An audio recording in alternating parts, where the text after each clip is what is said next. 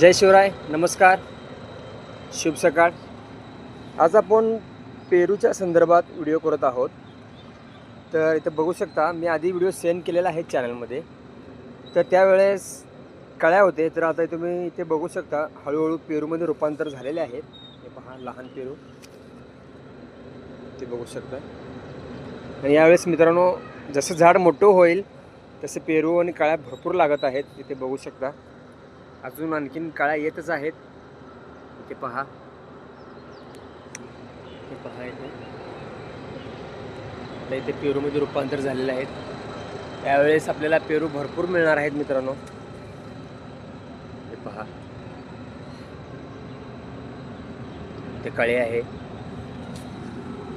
हे नैसर्गिक पद्धतीने पिकवलेलं झाड, काही न वापरलेलं, ते बघू शकता. ते पहा, इथे कळी किती छान आहे.